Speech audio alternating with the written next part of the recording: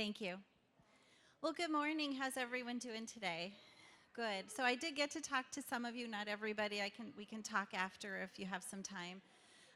But wow, what a great conference. Have y'all been going to some of the sessions?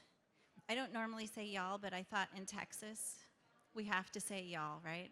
So I've really heard a lot of great ideas while I've been here, both for research and for teaching, and it gets me so excited when I'm here. I don't know if you're the same way. I've been coming to NCA now for a couple of years, and I get so excited.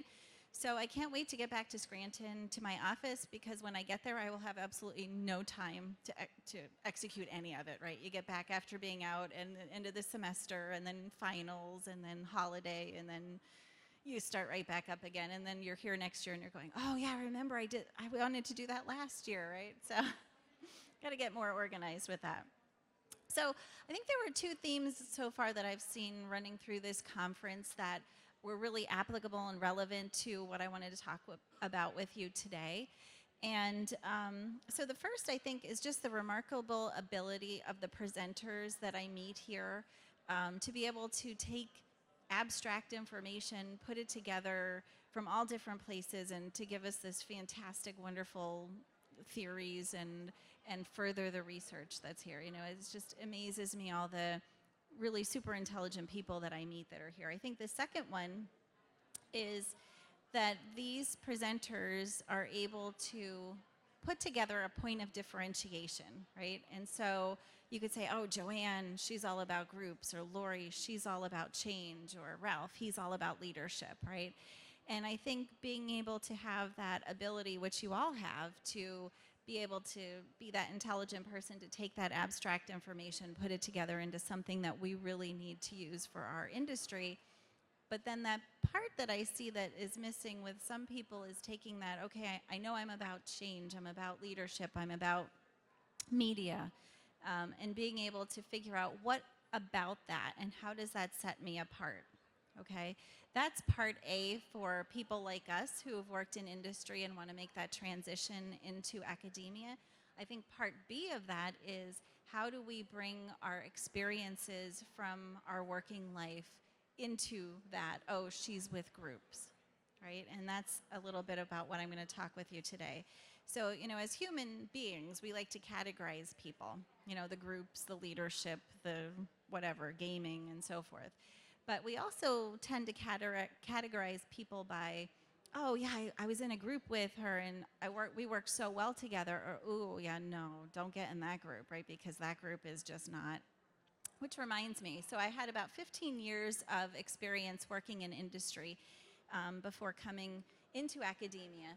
And I had a lot of experience with groups. And most of them, I would have to say, I was really lucky because most of the groups that I worked with in industry worked pretty well together.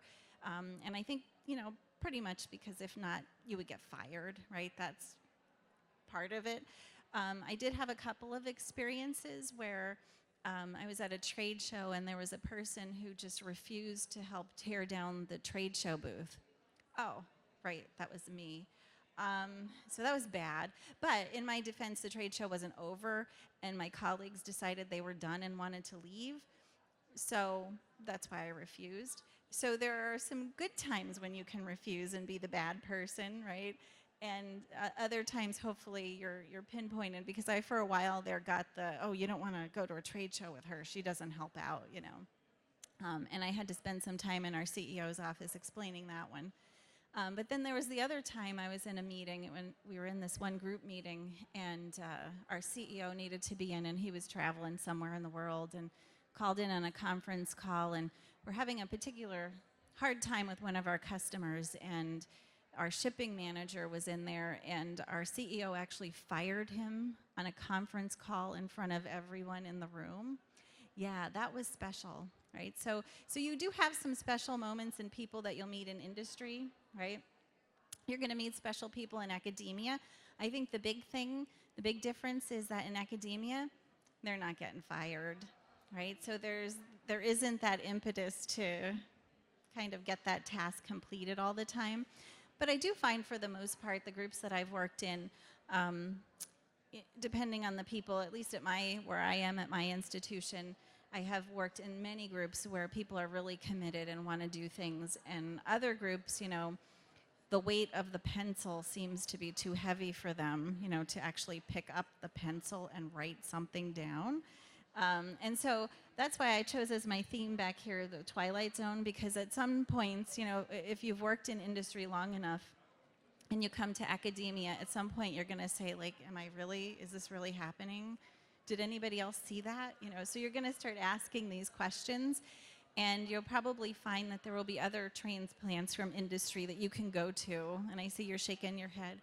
Yeah, so you've had experiences, and you're going to have these. It's like an outer body experience. Did that just happen? Like, what's going on, right? So, the other thing that I've learned is that people, whether you're in academia or not, people really enjoy talking about themselves, right? And so, but academics really like to talk about themselves. I mean, why am I here? I'm going to talk about myself today, right? So one of the things I've learned is, as you go to these sessions here at NCA, to think about, if you haven't already, where you might want to work, who works there, and can you find a session at NCA where somebody who works where you want to work is presenting. Go and listen to them talk to them afterwards, congratulate them on their paper, they love that. And then you're going to learn something about them, because they're going to tell you a little bit about themselves, they're going to tell you a little bit about their research, and it's going to help you do some research on some things that you might like, or some places that you might like to be in the future.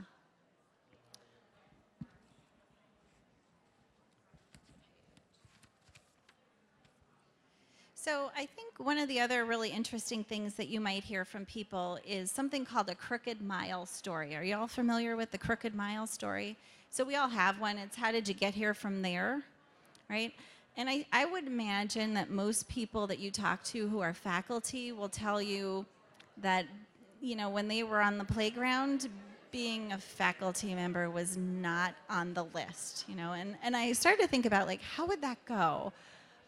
So, hey, Johnny, what do you think you want to be when you get older? Oh, I want to be a firefighter, right? Hey, Susie, what do you want to be? I want to be a veterinarian. And, hey, Stacy, what do you want to do when you grow up?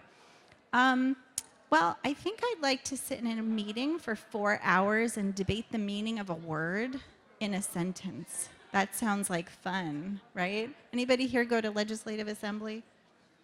So watch, when you get on different committees, you might have to go there, and you can live that dream, okay? So I thought what I'd do is give you a little bit of my crooked mile story, how I got to here from there. When I was on the playground, I really thought I was one of Charlie's Angels, so I'll date myself. Those of you who don't know Charlie's Angels, you should watch an episode at least, right? I used to pack a little pistol in my play purse and bring it to the playground. Now I'd be hauled off to jail, I guess. And then I realized, that's just so can't happen, right? So then I thought, Wonder Woman, right? I could be Wonder Woman. She's got those great bracelets. And then I got more real, and I thought, all right, PR. I think I want to do PR.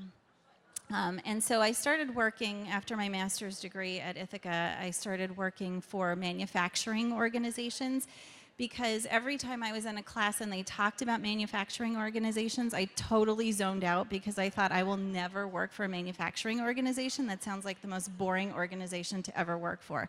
And so I spent most of my career working for manufacturing organizations, and I actually found them really interesting. But I started out in employee communications, and I traveled the country with our CEO and our CFO and our head of human resources, and helped them do some great things like their first employee opinion survey, their first newsletter. I was the leader of their communication team. So I had a lot of experiences right from the get-go out of my master's program with organizational change issues, and they didn't always work. And so I wondered, like, how do we get, we have such great ideas, but they're not getting them. So how do we get them to get these ideas? And then I had experiences, for example, in one of the plants I was in New Mexico, and we had a completely Hispanic workforce. So I had our survey translated into Spanish, and when I gave it out, as I was collecting them, I noticed that they were all responded to in English, right? So I went up to this one gentleman who was translating for me, and I said, what's the deal? And he said, well, they really like you, and so they didn't want you to have to worry about translating, but don't tell anybody that they can speak English, because no one else here knows. right? And so how does that work, right? So I had all these questions that I had in my mind. From there, I transitioned to some other industries. I worked in healthcare for a little while doing public relations. And then I went back to manufacturing and I got more involved in marketing and advertising. And then I was crazy for a little while and worked as an alumni director at my undergraduate institution. And I thought, oh my gosh, if I ever come back to this life again, it must be as faculty because this is the worst thing going as an administrator, right? Any administrators here, by the way? So anyway, so here I am. And I'd like to discuss a little bit about my transition with you, whether you're just starting or you're ready to go. I know I spoke with some people who are fourth year, some people who are just about ready to finish up their dissertation. And I think this point of differentiation for us is a really good thing, right? Because we've got the experience, and we're going to walk into an organization where not everybody will have that experience, okay? And so, you know, you're going to walk in, you might be a little bit intimidated because some of these other faculty where you're going to be interviewing or where you're going to work are going to have been there for quite some time. You might work with some really revered people in the field. But the one thing that you will have that they will not have is this industry experience. And that is going to become invaluable not only for you, but for the department, for the university, and especially for your students. So I think that's something that you really need to think about, and how each of your experiences will fit into this point of differentiation. Again, remember, are you a group person? Are you a leadership person? But then how does that individual experience that you have fit into where you are? So I went back to my experiences of where I've worked and all of these questions that I had in my mind, like, how does this work? How do these people who only speak in Spanish to everybody else in the company, how do they speak English to me, and why only to me, right? How does this change process work? And so I was able to go back and really narrow my networking skills based on these questions that I had. So through my PhD program, I certainly narrowed my research I went into organizational change and leadership, morphed a little bit into higher ed leadership, and I was able to really answer a lot of those questions that I had in my mind. But then when I come to places here like at NCA, some of the things that I found that are a big help for me are the networking, especially here, because you're going to meet so many more people than you would normally meet just in your office or at home or at your institution where you're taking classes. So one of the things I think is a really good thing to do is to take a look at the list of interest groups and divisions within NCA. And if you haven't already, get involved with those divisions.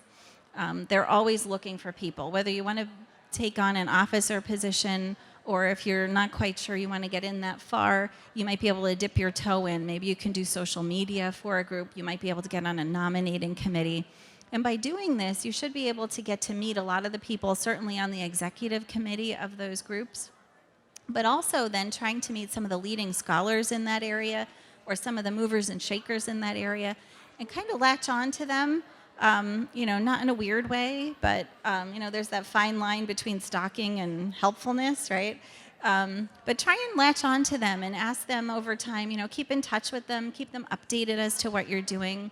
And I've found that they're very helpful in terms of, maybe spending 10 or 15 minutes with you at the conference to talk about maybe your research, maybe your teaching agenda, maybe looking for different universities that are hiring, maybe referring you, maybe becoming a reference after you've known them for a certain amount of time.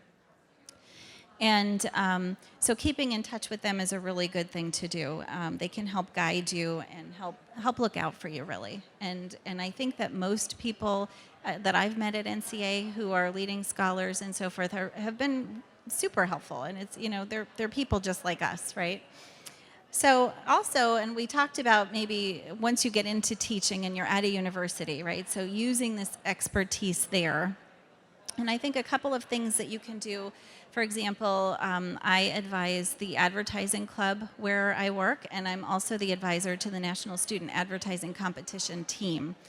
And so doing this has been really, I think, I don't know that I could have done as good a job if I hadn't already done consulting and some of my industry work, because what I do with these groups is I like to try and get out into the community. Okay, so that also hits service, right? So you need to do service, you need to do research, and you need to do teaching at your universities. So if I can get out, if I can get my class into the community and do some sort of a project with a community group, then I can also count that for service. I can also use my expertise in consulting to find these organizations, to talk with them about what we're going to do, to bring them into the classroom, and to help my students get some work along the way too, right? So I have had a number of clients from Children's Health Services. I'm working now with a health services group.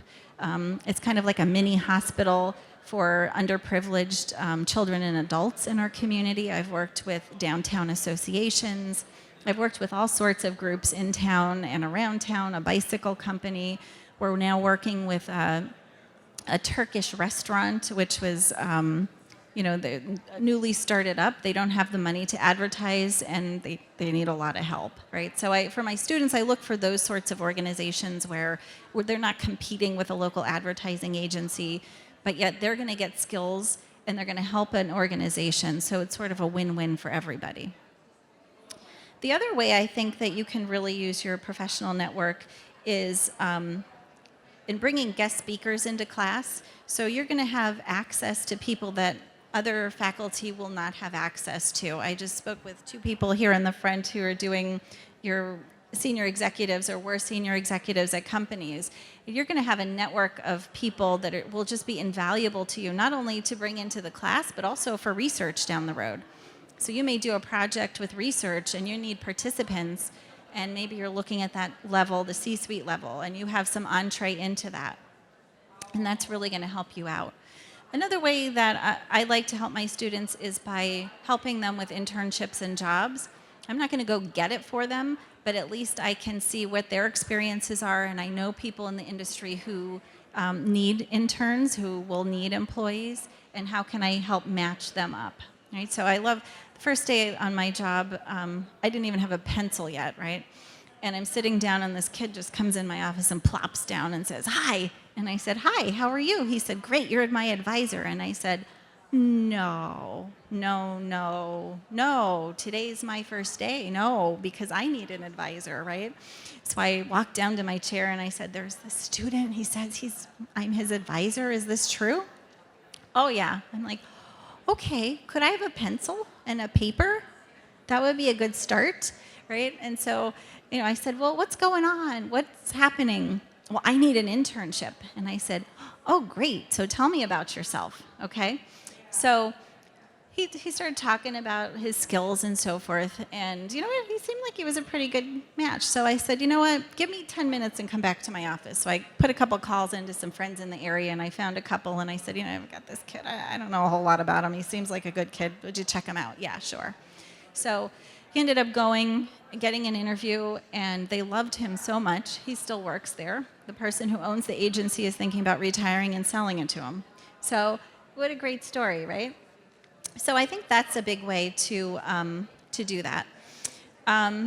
Moving on to the job talk and interview, right? So sticking to your point of differentiation, I think, is also really important here, right? So when you get into that job talk, it's a day-long process. You can read up on that, stock up your bag with food and water and stuff like that, your elephant bladder, all that sort of stuff, right? Because they put you through the ringer. It's not like in industry. You meet with 1 or 2 people and you're done. No. This, you meet with everybody together, then you meet with everybody separately, then you meet with everybody together, and then you meet with the dean, and then you meet with everybody together. It's a process, right? So make sure that you stick to that point of differentiation. And for me, it made sense to apply to more teaching institutions because it matched up better with my skills. And also make it clear in your job talk how you can be that person that they can't live without, right? And I have found once you start talking with them about your experiences, that they're going to really see, wow, you know what?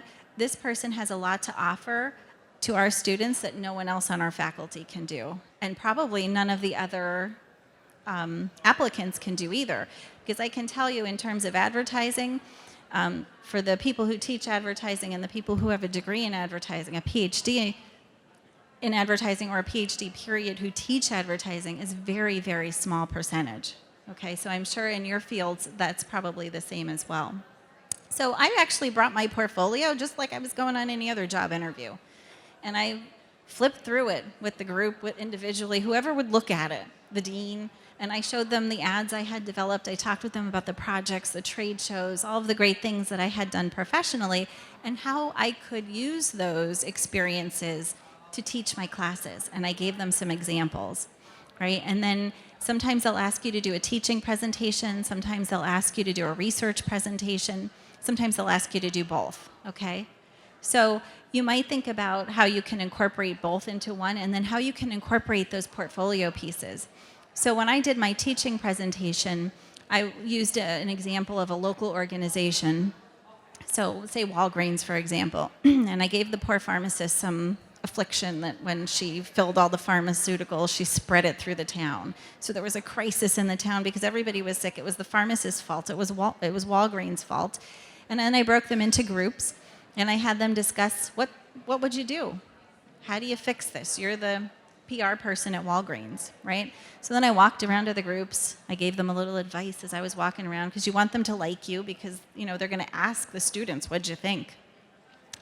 And then you let them present, and then you give them a bit of your wisdom onto how they did and what you would have done differently. The other thing that I have is a handout. Oh, do you mind? I'm just going to grab one. So you're going to get a copy of this handout to take with you, and this is not a Stacy creation. This is actually a Monica creation. One of my friends, Monica, made this, and she shared it with me, so I'm going to share it with you. This really helped me in terms of sharing my teaching capabilities with the people that I was talking with. And if you get some people who love spreadsheets, they will absolutely love you for this. I had people in my interview who were oh my gosh, you made a spreadsheet. I love you. This is so fantastic. And I thought, wow. So basically what I did was I took the undergraduate course numbers and names for every single class in their department. So this is just one page of what I actually handed out to them. And then I made different categories. So if I had specific teaching experience in one category, if I could teach it, but I needed to get up to speed, and then if I had an interest in teaching it, okay? And then where did this interest or where did my capability come from? So did I have coursework in this? Did I have academic research, or did I have professional experience? And then I put the key at the bottom. I also listed at the end some possible course creations. So as I looked through their course list, I noticed that there were some courses I could teach that they weren't currently offering in their curriculum. And so I thought it would be good to point those out to them as well.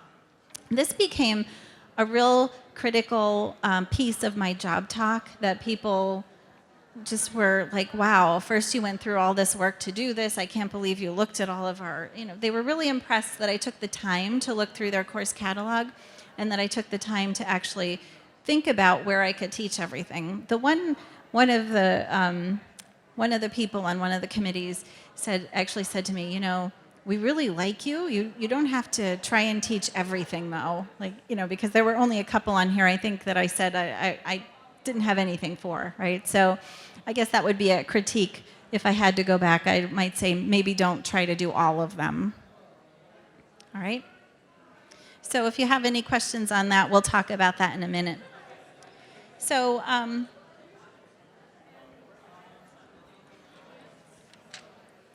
going to leave you with a challenge, right? So your challenge when you leave here, your homework, and you can email me maybe, I don't know, what do you think? I'll give you a week maybe, right? Maybe 2 weeks, and then you can email me your assignment. So your assignment when you leave here, your challenge is to think about what is your point of differentiation, not only in your research, but how your professional experience can translate back to that, and then how you can use that in your job talk, how you can use that in your teaching, and how you can use that even within your community. So at my university, people will come to me if they have leadership issues, if they have organizational change issues, if they have assessment issues. Those are kind of my 3 themes. And it's amazing, after I've been at my university now for 8 years, and the committees and the things that people ask me to get involved in now, I'm at the point where I thought I still needed to be known, and now I'm like, okay, I think I'm good enough. I could start saying no now, right? But it took a while to get there. So in terms of getting known for rank and tenure and so forth, important to become known for things like that, important to be on the radar, get involved with committees, try and meet people around the university that can speak for you. You never know who's going to end up on that rank and tenure committee, and that can really help you out a lot there too. And I was actually asked in my tenure meeting by the committee, what did I feel was the number one thing that I brought to the classroom? And what I told them was my professional experience, because that sets me far apart from most of the faculty in our university. So you have your assignment, you have your challenge. Thank you.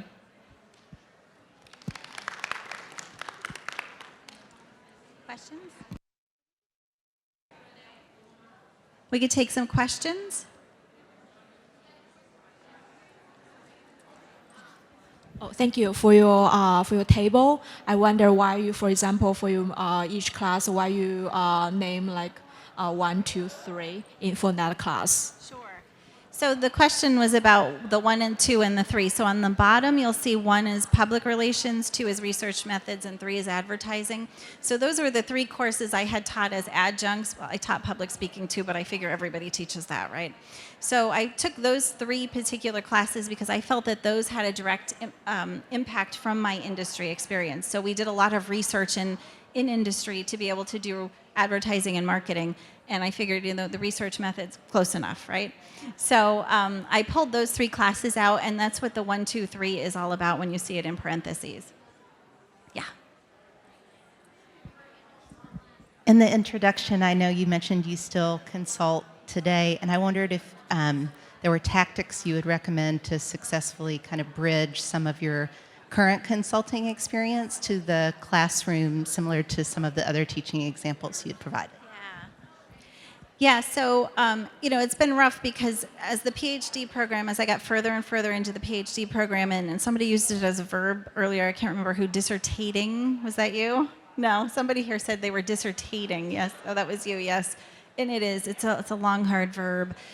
So I actually had to drop a lot of my clients because I just could not keep up with it. And I thought, if I want to get this done, I have to get it done.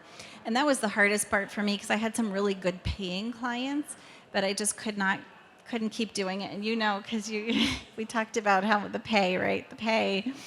I actually looked up as a side note, $50,000 a year, you could be a bingo manager, you could be a horse trainer.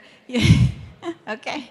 But then to get back into it, I actually found it was a little different, but a little easier in some ways. So some people, when you say now you're a professor, you have your PhD, some people are kind of like, oh, no, we don't want you because you're just going to give us all this theory stuff. So I actually went through some friends of mine who are in different organizations like the SHRM, which is the Society for Human Resources Management. There's all sorts of local groups like that. So the IABC, which I've been a member of for years. So I wrote a book with my dissertation advisor, and so I actually went to a lot of those regional meetings, and I was their keynote speaker for a lot of things, and I picked up some clients that way. I know, and it's a juggling act now in terms of how much you can actually do. And so a lot of the stuff that I've determined, because I will get asked a lot by local nonprofits, and so they really don't have any money anyway. And so what I try and do with those is I pull those into my classes. So they're still getting consulting for free, but it's through my students, and I try and advise the students to kind of pull them through that a little bit. Does that answer your question? Okay. Other questions? Thanks for the information you provided, first off. You've talked a lot about how students and departments will find professional experience valuable once you're in academia, but can you talk a little bit more about how to seem like a fit to get into academia? So talk about yourself a lot. No, I'm just kidding. Yeah, that's a tough one. I mean, my department has a lot of professionals already working there. So our TV person that we have was a Hollywood producer, and we have someone who worked locally on our TV WNEP, which is the ABC affiliate and stuff. So we did have some people who were transplants like all of us.